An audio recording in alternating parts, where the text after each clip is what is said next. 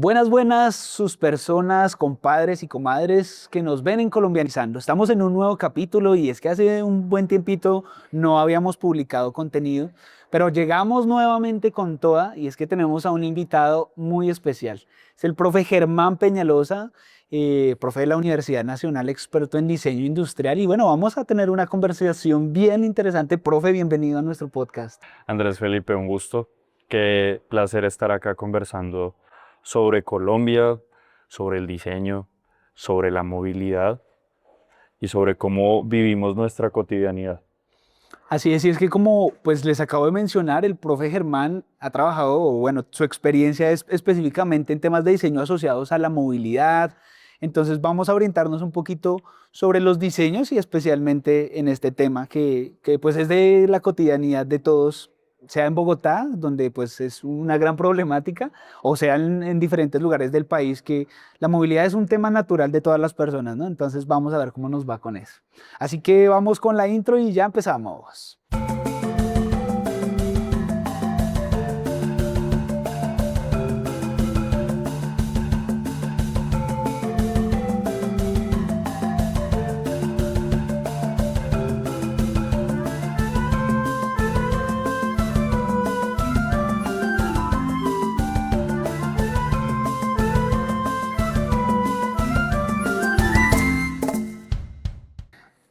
Bueno, entonces para empezar queremos tocar un tema que tal vez nos suele traer muchas discusiones en nuestra cotidianidad y es ver muchas cosas que están seguramente bien diseñadas, entre comillas, pero que en algunos casos no funcionan muy bien.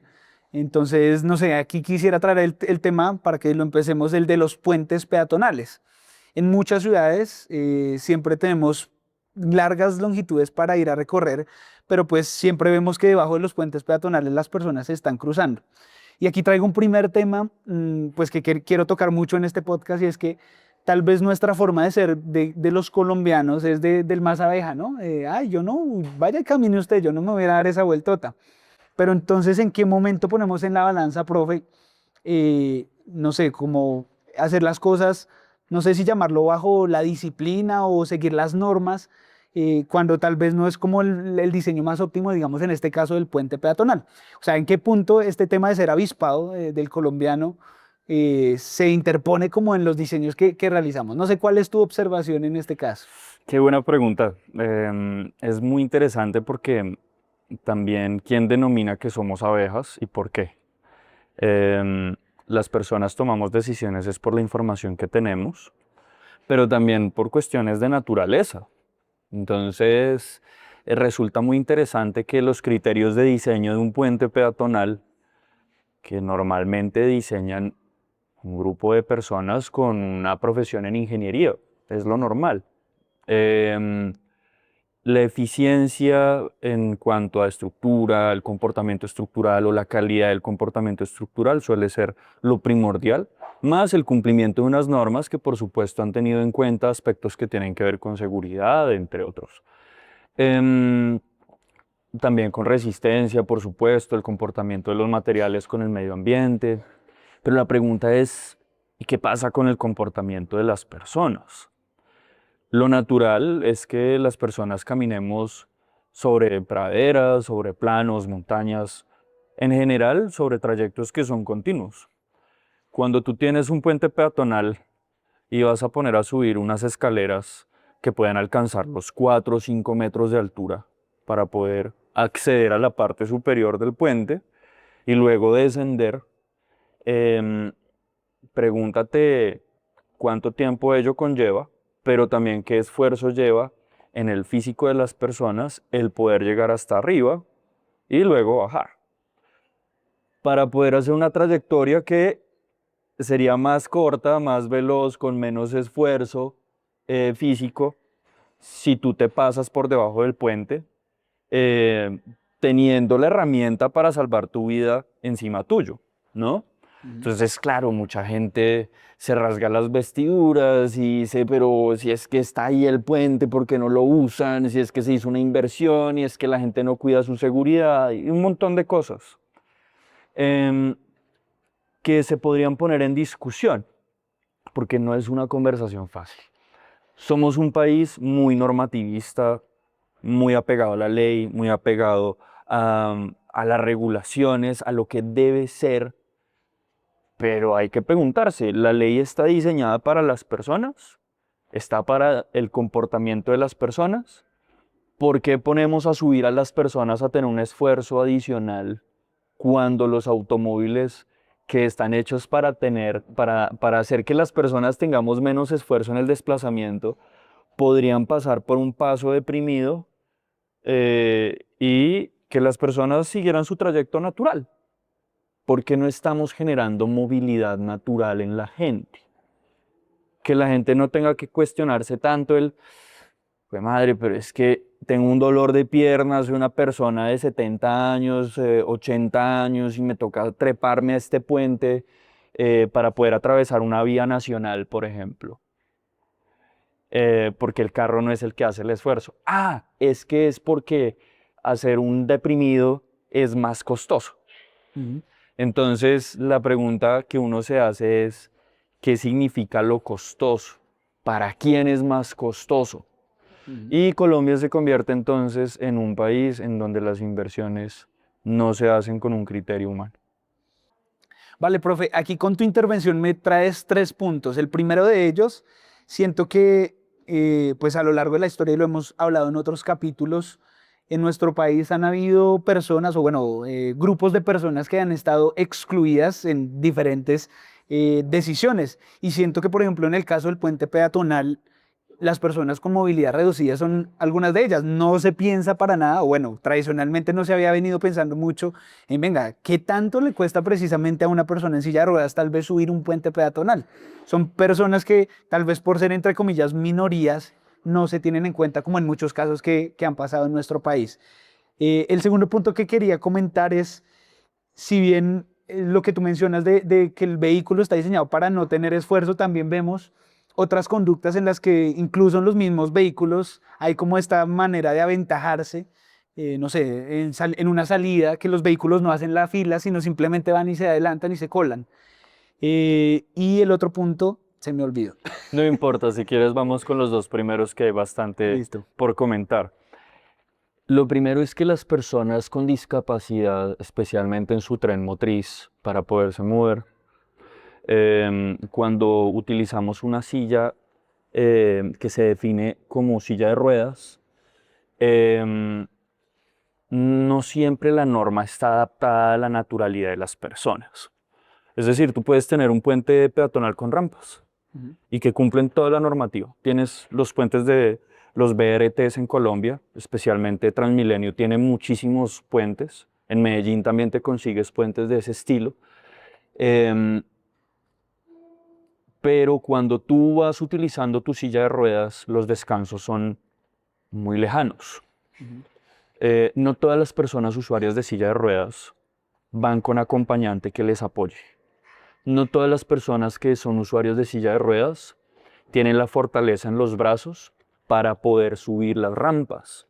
Entonces, cuando tú utilizas una rampa para poder pasar de un lado a otro del puente, muchas veces lo que necesitas es ayuda, ayuda de una persona que te empuje. Pero si no tienes una persona que te ayude porque el puente está solo, o porque llueve, o porque, por ejemplo, nadie te quiso ayudar, en este momento hay un asunto cultural muy fuerte de la inseguridad, ¿no? Un Ujú. miedo muy difundido, con razones en muchos aspectos, pero el problema es cuando no hay razones para tener miedo, Ujú. pero la gente tiene miedo. Entonces no nos acercamos a apoyar a las otras personas y la infraestructura no está diseñada para ellas, a pesar de que haya cumplimiento normativo. Sí, sabes que algo que tal vez todo el mundo pensaría, y bueno, es que a veces nosotros los colombianos somos muy calurosos, pero también a veces somos como muy indolentes, podría decirse, con los demás, es, ah, bueno, eso no me va a pasar a mí, entonces no me importa mucho y por eso no pensamos algunas veces en estos casos. Pero traigo un caso personal que me pasó, pues yo el año pasado tuve una cirugía y entonces estuve con movilidad reducida, no hasta andar en silla de ruedas, pero andando en muletas y circular en muletas en Bogotá y creo que en otras ciudades es todo un reto, una travesía. Entonces es algo que nos puede llegar a pasar a todos y pues está ahí oculto, no lo notamos. Entonces me llamó la atención que pues digamos, sí, efectivamente no es inclusiva la infraestructura en la mayoría de los casos. Tú estás tocando un asunto conceptual y es diferenciar lo que significa la condición de discapacidad con respecto a la situación de discapacidad. Ujú, Todos podemos ser personas en situación de discapacidad en algún momento. Y la infraestructura no está diseñada para la gran cantidad de personas que están en esa situación. Imagínate lo que significa para una persona que tiene una condición de por vida de discapacidad. Entonces, por supuesto. Y el segundo punto, ¿qué fue lo que no pregunté? siento que sea tanto un tema de que seamos indolentes como colombianos. Yo creo que el colombiano es cálido, es amable y es empático siempre y cuando comprenda la situación. Eh, el asunto es saber si nos han enseñado a comprender las situaciones de los demás, tener un poco de empatía. Ujú, Em, la empatía suele estar presente cuando estamos con seres queridos, pero nos cuesta un poco más cuando estamos en la cotidianidad de la calle porque tenemos un país con una historia y tenemos un país con unas dificultades. Y esa historia se contrapone a la confianza que podemos sentir por nuestra propia gente. ujú. Eh, Insisto, creo que es un problema informarnos un poco más acerca de cómo podemos convivir mejor. Ok. El segundo punto que te había mencionado es el tema de que, pues otra vez retomando el término, somos abejas, avispados, aún teniendo el carro, ¿no? Que la persona que va y se cola y demás. Me acordaste, sí. Entonces, ¿qué sucede? Hay una contracultura eh, que pisa muy fácilmente a la cultura normativa colombiana que les mencionaba al principio de esta entrevista. Esa contracultura es el dinero. Ujú, Entonces, cuando tú quieres colarte para poder tener unos pesos de más en el bolsillo, buscas argumentos para tener esos pesos de más en el bolsillo. Pues porque ujú. tú ganas. Sí. ¿Tú qué es lo que estás ganando? Estás ganando un viaje gratis. Y además te llenas de razones que aumentan esa sensación positiva que tiene una persona que se cola. Por ejemplo, tú te colas y sientes mientras los demás te ven que tú lograste un triunfo sobre el sistema. Ujú, Un sistema que, en el discurso de esas personas que se colan, te roba porque el pasaje es muy caro. Te roba porque el dinero va para privados. Te roba porque y empiezas a llenarte, sacas una bolsa de argumentos en donde empiezas a llenarla y en la medida en la que más argumentos tengas en contra del sistema, colarte se convierte incluso en una acción valiente y heroica. ujú. Entonces aparecen toda una serie de creencias alrededor de la persona que se cola y lo repite y lo repite y lo repite y lo va a seguir Se repitiendo vuelve hasta que no costumbre. exista una contrainformación. Ujú, Entonces tú tienes una sociedad que hoy en día le da un valor tremendamente grande al dinero por encima a los valores de seguridad, de respeto, de cuidado, de integridad. El dinero como valor social, moral, está quedando por encima de esos otros valores, porque te lo está indicando todo. ujú. Las redes sociales, el comercio, las religiones, la sociedad misma y los gobiernos te lo están diciendo. El dinero está primero y después viene todo lo demás. Y eso se convierte en algo perverso. Sí, Y claro. no quiere decir que el dinero no sea importante, pero cuando el dinero pasa por encima de aspectos tan esenciales como la convivencia, porque sin convivencia tú no generas dinero. Sí, claro. El dinero nace de la confianza en el otro. Entonces se convierte en una especie de ciclo perverso en donde también las personas nos convertimos en una especie de seres que mendigamos cada peso que aparece. Eso es lo que pasa con los rapis. Ujú. Los rapis van corriendo y se pasan todas las normas de tránsito Por, por unos pesos. ujú. Nos convertimos en una sociedad que araña el dinero para poder sacar el que sea, adicional al que ya teníamos en el bolsillo. Sí, claro. Ok, aquí tocaste un tema y es el sentido de pertenencia. En este caso orientado muy a un sistema de transporte, pero como lo hablamos ahorita detrás de cámara, siento que es uno de los objetivos de Colombianizando el sentido de pertenencia hacia nuestro país. Mm. Y aquí traigo como el dilema que también acabas de mencionar, ¿no? ¿Cómo nosotros podemos llegar a tener un sentido de pertenencia por nuestro país y por todas las maravillas que tiene cuando nosotros como sociedad tenemos tantas falencias como lo que acabas de decir, ¿no? Los valores tal vez tergiversados por el dinero o por querer ganar o por querer ser el avión? Entonces, ¿cómo ves este tema del sentido de pertenencia? Bueno, es un asunto muy fundamental. Em, Fíjate cómo nos estamos devolviendo de cómo lo social impacta al transporte o a la movilidad, y ahora nos estamos devolviendo otra vez del transporte y la movilidad hacia el sistema, hacia lo social, hacia el comportamiento sociológico. Yo creo que cuando tú piensas en una palabra que difunde mucho, cada gobierno habla mucho de eso, la apropiación. Ujú. Entonces, las personas de los gobiernos recurren a esa palabra un poco para lavarse las manos y decirle a nuestros compatriotas, oiga, es que usted es el que tiene que sentir apropiación por lo que yo le digo que usted tiene que sentir apropiación. Ujú. Usted tiene que sentir apropiación por ese puente que yo construí con los impuestos que usted me pagó. No importa qué tipo de puente, no importa qué calidad tenga el puente, no importa si el puente está bien hecho o no. Usted tiene que sentir apropiación. Entonces nos regañan todos los días diciéndonos que nosotros tenemos que sentir eso. Bueno, en primer lugar, la apropiación es una noción individual. Es decir, Andrés se apropia de una forma, Germán se apropia de otra forma, Juliana se apropia de otra forma, Andrea se apropia de otra forma. Ujú. ¿Listo? La manera como nosotros nos apropiamos puede ser similar, pero si ni tú ni yo nos hablamos, entonces no va a haber un acuerdo social. Cada quien se apropia como quiere. Ujú. Me explico con un caso. Cuando un colado se toma el pasaje de un BRT como Transmilenio o el mío en Cali o el Transmetro en Barranquilla, esta persona está apropiándose del pasaje a Ujú. su manera, Sí, con sus valores, que ya les expliqué un poco de los valores que tiene una persona que se cola, em, pero se está apropiando. No es de la manera que a mí me gusta, no es de la manera en la que los gobiernos eh, locales les gustaría, pero es un tipo de apropiación. ok. Entonces, no toda apropiación es positiva.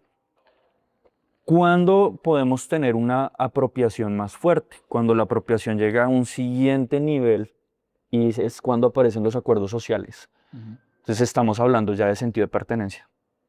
Nosotros pertenecemos siempre a algo comunal. Si no, no perteneces. Sí, claro, porque somos Sentido de una pertenencia. sociedad.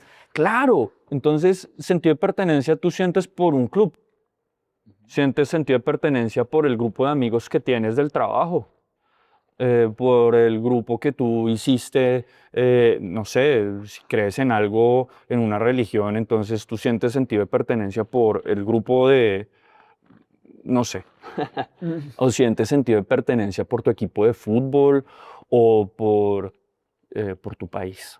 De acuerdo. ¿Vale? Entonces estamos hablando de algo comunal. ¿Y cuando estamos hablando de algo comunal? Insisto, cuando hay acuerdos entre tú, entre mi persona, entre Juliana, Andrea, las personas que estamos usando o viviendo algo y nos ponemos de acuerdo en cómo se usa o cómo lo vivimos. Entonces ese ya es un siguiente nivel. Pero ojo, no todo el sentido de pertenencia también es bueno. ¿En qué sentido? Si, por ejemplo, tú haces parte de un grupo social que tiene como propósito hacerle daño a la sociedad o a una persona o a dos, ese sentido de pertenencia también se ve ubicado en un trasfondo moral negativo. Claro. Entonces tú ves que hay un grupo de gente que dice y se organiza para vandalizar. Ujú. Ves que hay un grupo de gente que se organiza para robar el pasaje de Transmilenio, porque sí, qué pena, eso es un robo. Sí.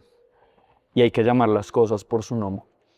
De acuerdo. Entonces, cuando nos organizamos para eso, hacemos parte de un colectivo que siente pertenencia por un sistema a su manera. Una forma negativa de sentir pertenencia hacia el sistema, porque se sienten dueños del sistema y se lo están quitando, sienten que se lo están arrebatando al control de los que manejan el sistema.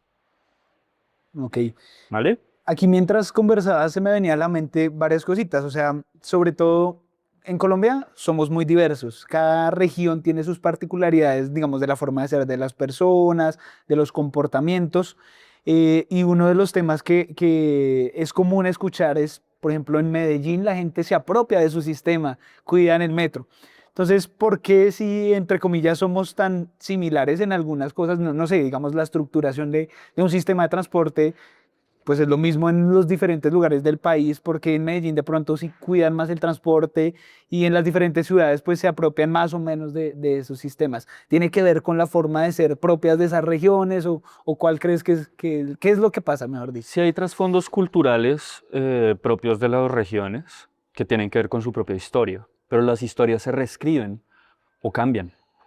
Entonces, Medellín en algún momento tuvo una transformación brutal desde un punto de vista cultural. Durante más de 10 años, Medellín recibió información sobre cómo cuidar su metro, sin tener el metro, Ok, porque el metro se inauguró en 1995 en Medellín, si no mal recuerdo, y 10 años antes ya se estaba empezando a hablar de cultura metro. ok. ¿Qué está pasando en Bogotá? Se escucha a veces un poco el metro, pero nada muy Las específico. campañas de cultura metro de Bogotá existen Ujú. y son valiosas. ¿Dónde está el impacto en la sociedad de esas campañas? Entonces, Medellín, por ejemplo, todo tenía que ver con metro cuando tú salías a la calle. Eso está en sus documentos. Tú puedes ir a la infraestructura del metro de Medellín. Tienen un museo sobre el metro de Medellín, pequeño museo, muy diciente sobre esos aspectos de cultura. Entonces duraron 10 años entregando información. Información, información, información. Tú tienes que portarte así, el metro funciona así, tienes que querer al metro por esta y esta razón. Te entregamos esa información cuando tú vayas al colegio, cuando tú estés en tu empresa, cuando tú vayas caminando hacia el comercio donde vas a comprar, qué sé yo, tu comida. Em, y tú te ves permeado cotidianamente por la información. Ujú. En Bogotá, el metro no permea la cotidianidad de la gente, no de quienes no viven en el trazado aledaño al metro. Ujú. Entonces, ¿cómo pretendes tú transformar la información que va en tu cabeza cotidianamente sobre un sistema de transporte si no haces la difusión? Si no lo conviertes en parte del día a día de la gente. El vagón escuela del Metro de Bogotá es una prueba muy interesante de lo que se puede hacer bien para que la gente venga y conozca y se sienta parte del sistema. Porque cuando tú te sientes parte del sistema, sientes pertenencia. Acuérdate que estamos hablando de un sistema comunitario. Ujú. Entonces no es simplemente yo lo apropio como yo crea, con mis valores y ya, sino que tú y yo compartimos esos valores y los usamos en el sistema, los planteamos en el sistema, los vivimos en el sistema. Em, entonces, por ejemplo, Cartagena. Tú cuando encuentras una valla en Cartagena que hable sobre ven, Transparencia. cuidemos la ciudad, Ok. ven, cuidemos nuestro sistema de transporte, ven que tú y yo somos parte de una misma comunidad y nos cuidamos. Eso sí lo ves en Medellín. Ok. Lo ves en este gobierno, en el anterior, en el anterior, en el anterior. Llevan años, décadas, hablando de cultura en Medellín. En Bogotá tú no ves eso, en Cali tú no ves eso, en Barranquilla, bueno, vaya, en Barranquilla de cierta manera sí lo ves. ¿Cómo lo muestra, cómo lo informa Barranquilla? Barranquilla utiliza símbolos. ¿Qué tipo de símbolos? ¿Esculturas? Mm, parques, obras en general, que te están diciendo todo el tiempo, oye, ciudadano, tú eres parte de esta ciudad, Apropiate de esto. sé parte de esto, Ujú. siente pertenencia por esto. Entonces, claro, la apropiación es un primer nivel. Después aparece el sentido de pertenencia, que eso es lo que está viviendo Barranquilla. ¿Qué está viviendo Medellín? Arraigo. Ok. Entonces el arraigo es cuando ya dejamos el nivel individual, colectivo y pasamos a un nivel histórico. Entonces yo siento esta serie de valores en mi lugar de vida, en mi espacio cotidiano, y yo ya no me imagino mi espacio cotidiano sin estos valores. Claro. Hacen parte de mi idiosincrasia. Si yo soy paisa y me voy a vivir a, qué sé yo, a Villavicencio, a Pasto, a, a Melbourne en Australia, a Berlín en Alemania, o me voy a Ciudad de Panamá, yo voy a hablarte sobre algo que es mi cultura, Sí, es algo que yo viví cuando nací, porque yo ya no me imagino, o sea, ya hay mucha gente que nació después del metro de Medellín, sí. entonces ya no se imagina su vida sin el metro. Pero es que el metro no es solo el Tiene un metro es la montón de cultura cosas. metro, son los símbolos que implica el metro, son mis comportamientos, mis propios comportamientos. Sí. Yo creo que ese tema del arraigo es tan potente que muchas veces no sé, he conocido a gente que, no sé, de Bogotá viaja a Medellín y no sé si es por influencia o por alguna razón, resulta hablando paisa en una semana, en 2 semanas. Y pues creo que esto también está asociado mucho a toda la cultura adicional que se tienen los paisas, ¿no? El reggaetón, que tiene grandes exponentes como Karol G, bueno, que ya es súper común escucharlo en todo lado. Entonces siento que es muy influenciador esta parte de Antioquia, pues sobre todo nuestra región colombiana. Aunque esto pasa también, no sé, a la gente le gusta también hablar costeño, ¿no? Cuando va a la costa, che, no joda". Pero entonces me llama la atención que ese arraigo sea tan potente que llegue a influenciar a otras partes de Colombia. Hay muchos símbolos que las personas no se dan cuenta que tienen y que son muy poderosos, muy cotidianos, muy del día a día. Y es muy lindo cuando sales de ahí, de ese espacio, y ahí empiezas a ser consciente de esa comparación que sucede entre tú y yo. ¿Sí? Si yo, por ejemplo, soy de Nariño, bueno, que no lo soy, yo soy de acá de Bogotá, donde se realiza esta entrevista.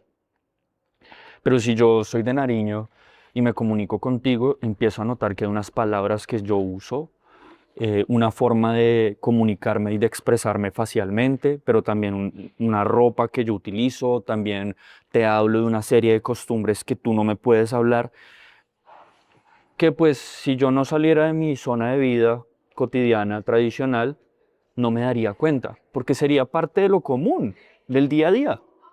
Entonces yo empiezo a visualizar esos símbolos y a ser consciente de ellos en la contraposición, en la diversidad. Por eso este país es tan valioso, porque Ujú, somos tan diferentes, pero al mismo tiempo podemos encontrarnos en acuerdos, insisto, los acuerdos nos hacen comunidad. ujú. No las diferencias, sino centrarnos en los acuerdos, es lo que nos hace comunidad. Eh, ¿Por qué digo no las diferencias? Porque las diferencias cuando tú te centras en los acuerdos comienzan a ser respetadas, pero nos enfocamos en lo que nos hace ir hacia un punto. Ujú. ¿Qué nos hace ser país? ¿No? Entonces, eh, esa es una pregunta que a mí me da muchas veces vueltas en la cabeza, especialmente con la movilidad. ¿Qué nos hace país? Si es solamente embutirnos en una caja con ruedas y pues que todos nos subamos ahí y vayamos haciendo mala cara mientras llueve o hace calor, o lo que nos hace país es eso en lo que nos estamos encontrando. De acuerdo. Es eso que nos tomamos todos los días, o es eso que nos hace hablar en el mismo idioma, o que nos saca a la calle a buscarnos la vida con amor, con orgullo, con trabajo, con seriedad, con responsabilidad, ¿no? Es ahí donde pienso yo que nos podemos encontrar. Esa pregunta que tú haces de qué nos hace ser país, bueno, fue el primer capítulo de nuestro podcast Colombianizando al Oído, más orientada a qué es ser colombiano. Y ahí efectivamente hablamos de todas esas cosas que nos caracterizan como colombianos. Para quienes no lo han visto, los invitamos a ver ese capítulo. Y bueno, trayendo el tema de lo que estabas mencionando y cambiando un poquito para no ser tan técnicos, pero algo que nos hace distintivos a los colombianos es el tema de solucionar cosas, arreglárselas. Y siento que en muchos casos, tal vez, pues allí vuelvo a decir, no en la parte técnica, porque si hablamos de, hay algún problema de movilidad, pues hay ciertos manuales o ciertas normativas que nos guían por dónde entrar, pero en general en el tema de los diseños, de las soluciones de vida, los colombianos somos muy ingeniosos. Entonces quisiera saber cómo es tu percepción sobre esas habilidades que a veces uno ve, no sé, en redes sociales de hay una solución así súper artesanal, pero funciona muy bien. Entonces, ¿cuál es tu percepción sobre esta capacidad que tenemos los colombianos? Colombia es un país lleno de recursos, inmensamente rica en recursos. Y te pongo un caso. Colombia es un país que tiene una diversidad inmensa en maderas, Ujú. en bosques, en una naturaleza tremenda. em, y buscamos y encontramos soluciones muy rápidamente. Es que no, creo que no dimensionamos lo que significa la variedad natural tan tremenda que tenemos, porque en otros países eso no existe. Ujú. En la inmensa mayoría de los países no existe la capacidad recursiva que tenemos eh, los y las colombianas. Entonces, para arreglárnoslas, encontramos muchas posibilidades. Nosotros estamos acostumbrados a solucionar de muchas maneras, como desayunamos, almorzamos o comemos en las noches. De muchas maneras. Desde ese punto cotidiano, ya tú te encuentras con que hay que rebuscarnos la manera de comer. Em, Eso ya nos plantea una serie de comportamientos nuevos relacionados con la recursividad. Entonces, en el diseño de las soluciones, a partir de esos recursos también solucionamos de muchas formas, como nos parece bien, como consideramos efectivo, ¿no? Em, y los colombianos además somos personas que somos sencillos. Resolvemos de manera rápida, eficiente, y muchas veces esa eficiencia está ligada a la naturalidad con la que nos movemos, con la que vivimos las cosas. Ujú. Entonces la naturalidad es algo que eh, en el diseño industrial se conoce como intuitividad. Ok. Entonces, tú desde el diseño industrial generas soluciones intuitivas, Ujú. soluciones naturales, soluciones que le plantean a los usuarios y usuarias una facilidad para poder desempeñar esa función que quieren desempeñar. De acuerdo. Entonces, cuando tú planteas una solución que desde una teoría muy compleja le resuelve unas necesidades al usuario, de pronto el usuario sí tiene la solución ahí enfrente, pero no la sabe entender Claro. o no la sabe vivir o no la quiere vivir. Y es cuando aparece un rechazo de la ciudadanía hacia la infraestructura, que es un rechazo tácito, es un rechazo natural. No es porque la persona sea mala y simplemente vaya en contra de la ley. No es solo eso, que también es interesante entender cómo se difunde la ley desde la información, cómo la gente entiende la ley desde la información, como bien decías tú, cómo yo apropio la ley, cómo yo siento una pertenencia por la ley, cómo yo siento que la ley es parte mía, pero yo soy parte de la ley. Ok. Y ahí entonces encontramos otros dilemas interesantes. Sí, de acuerdo. Es que yo creo que los colombianos también somos un poco, ¿cómo se dice? Reacientes al cambio. O sea, que no nos adaptamos tan fácil a los cambios. Y entonces siento que precisamente, pues, en general, cuando hay proyectos o cosas así, no se hace ese proceso como de vamos paso a paso, esto es lo que va a pasar, y por eso es que las cosas no funcionan, no son compatibles como lo has venido mencionando.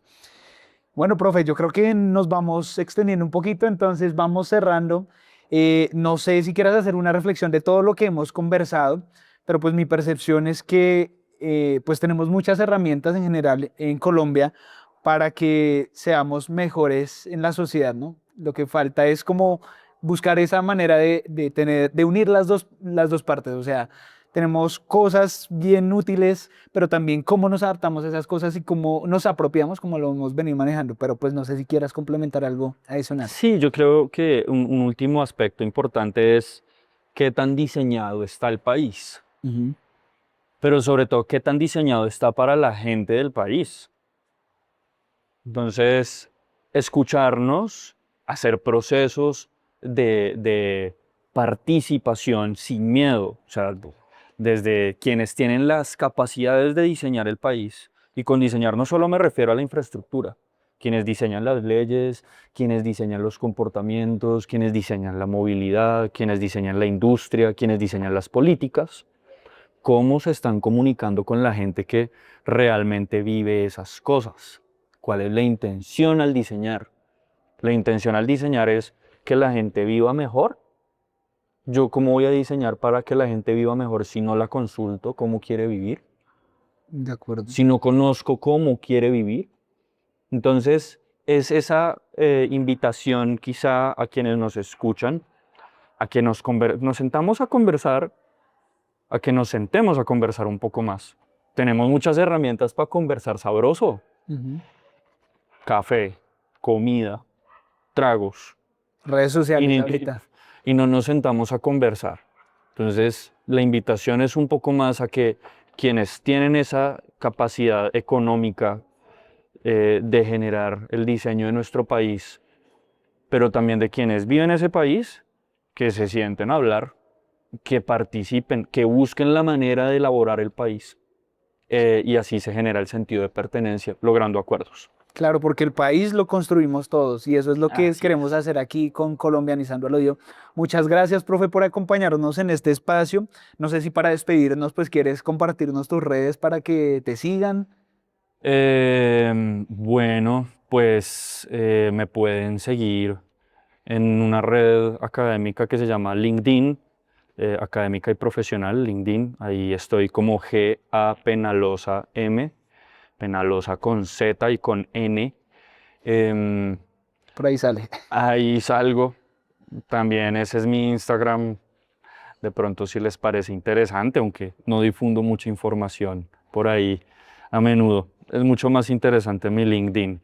Ok. Entonces, bueno, No, profe, ahí muchas estamos. gracias. Como siempre, los invitamos a ver todos los capítulos que hemos desarrollado, a seguirnos en nuestras redes sociales, en YouTube, a tocar la campanita, como dicen todos los youtubers, para que estén súper pendientes de los videos que subimos. Vamos poco a poco avanzando con este proyecto, pero esa es la idea, que vayamos escuchando perspectivas de diferentes actores de la sociedad. Entonces, nuevamente, muchas gracias, profe. No olviden seguirnos por acá en nuestras redes sociales y nos vemos en un próximo episodio. Chao.